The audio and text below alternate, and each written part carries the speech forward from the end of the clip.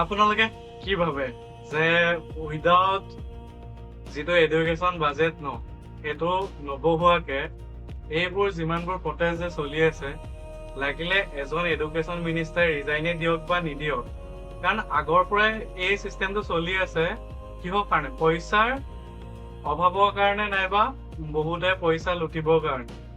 সেইটো কাৰণে যদিহে এই এডুকেশ্যন চিষ্টেমটো যদি পুৰা ভালদৰে যদি লৈ যাব যায় তাৰ কাৰণে পইচা লাগিবই।